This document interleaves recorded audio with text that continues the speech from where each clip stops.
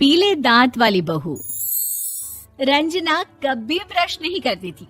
उसे कितनी बार उसके माँ बाप ने डांटा, लेकिन उसका कोई असर उस पर होता ही नहीं था, जिस कारण से उसके दांत पीले पीले हो जाते हैं। शादी के बाद। अरे बहू, वैसे तो तुझ में कोई कमी नहीं है, पर तेरे दांत इतने पीले कैसे हैं बेटा? कैसे मतलब? कोई सर्जरी थोड़ी ना कराइए। वो तो क्या नाम, मैं ब्रश नहीं करती थी तो पीले हो गए। अब क्या करूं? आप कहे तो लाल करवा लूं या फिर काले? यार ये क्या है, क्यों माँ से लड़ रही हो? लड़ रही हूँ? अरे मैं लड़ रही हूँ या ये बोल रही है कि दांत पीले हैं, पीले। अरे तपस्या थोड़ी ना की है इन्हें पीले करने के लिए। बकायदा ब्रश नहीं किया है 20 साल तक, तब जाकर। छी, कैसी बात कर रही हो? ये उस वक्त तो पीले नहीं थे जब हम लोग तुम्हें देखने आए थे। अरे तब साफ करवा लिया होगा डेंटिस्ट के पास जाकर। अब देखो कैसे पीले पीले लग रहे हैं। रंजना सास की तरफ गुस्से से देखती है। फिर शुरू हो गई पीले पीले पीले। अरे पीले तो तब भी थे जब मेरे हाथ का रसगुल्ला उड़ा उड़ा कर खा रही थी और बोल रही थी, लड़की नहीं गुणों का खजाना दे रहे भाई साहब आप। खैर, अब वो लोग करते भी तो क्या करते, पीले दांत वाली बहू पल्ले पड़ी थी तो झेलना तो था ही। एक दिन कीर्तन में रंजना गाना गा रही थी।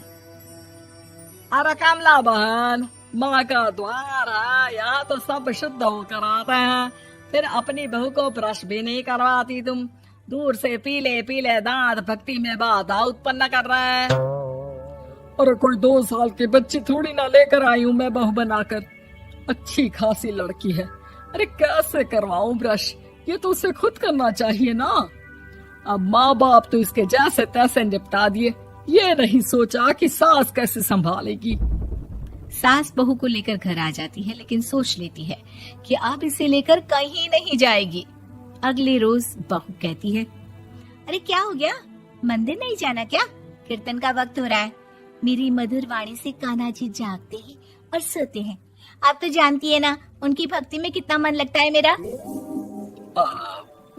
वो क्या है ना, तबीयत ठीक नहीं लग रही है मेरी, आराम करूंगी मैं। तबीयत ठीक नहीं लग रही?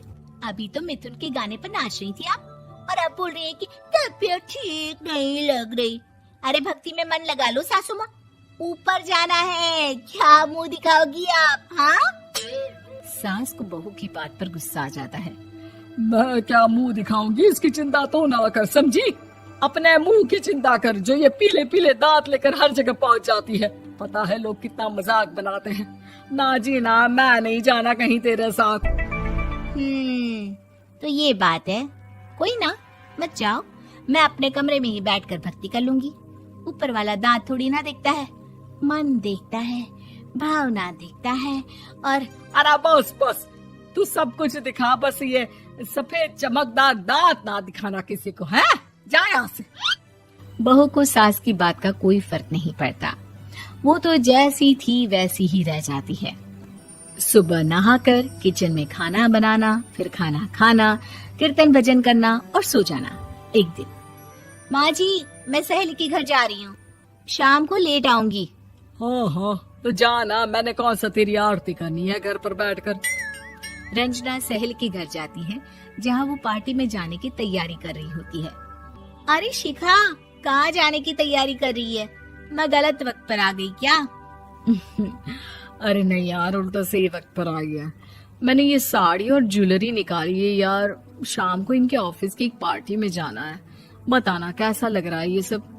नहीं यार, इस ड्रेस के साथ तो वो वाली ज्वेलरी अच्छी लगेगी। हाँ हाँ सही बोल रही है, मैंने ध्यान ही नहीं दिया।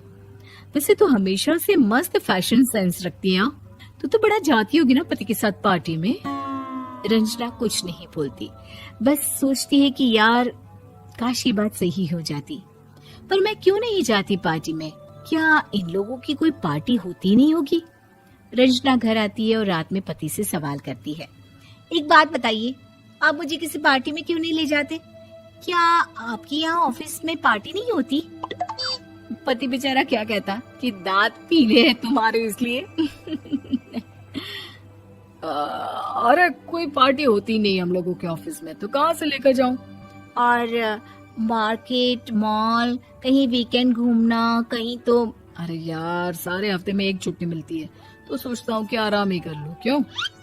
रंजना मन मार के रह जाती है। पहले कभी सास के साथ मंदिर जाया करती थी, लेकिन वो भी सास ने ले जाना बंद कर दिया। घर बैठी बैठी रंजना बोर हो जाती है। तभी उसे आइडिया आता है और वो मायके जाने का सोचती है। सासू माँ, 2 दिनों के लिए मम्मी के घर जा रही हूँ। अच्छा अच्छा, ठीक है, आराम से जा।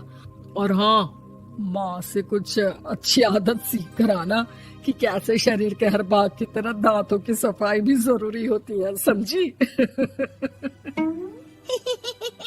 शुरू हो गई ना आप। वो लोग आपकी तरह नहीं है कि छोटी छोटी बात का बतंगड़ बना दे। उन लोगों के लिए मैं मायने रखती हूँ, ना कि मेरे पीले पीले दांत। रंजना माँ को बिना बताए उन लोगों को सरप्राइज देती है, लेकिन जैसे ही वो दरवाजे पर पहुंचती है, अंदर देखती है कि घर वाले कहीं जा रहे होते हैं। अब माँ, काश रंजना दीदी के दांतों वाली प्रॉब्लम नहीं होती, तो वो भी हम लोगों के साथ चलती ना बुआ जी की बेटी की शादी में। हाँ बेटा, लेकिन अब उसे कौन समझाए कि उसको उसके पीले दांत नहीं दिखते, लेकिन उसके आसपास के लोगों को कितना एम्बैरेसिंग फील कराते हैं।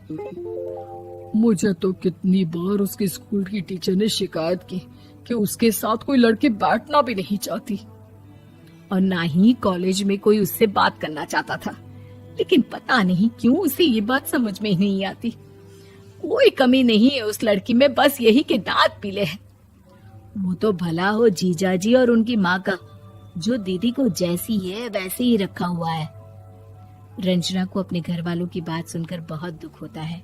वो सोचती है कि वो क्या करे, लेकिन फिर वो सीधा डेंटिस्ट के पास जाती है, अपने दांत चमकाती है और कसम खाती है कि वो रोज ब्रश करेगी।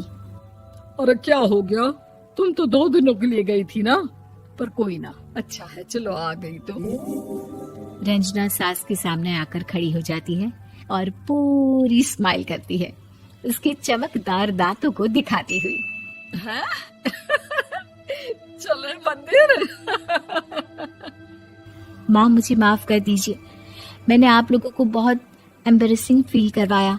मैं आज से रोज ब्रश करूंगी।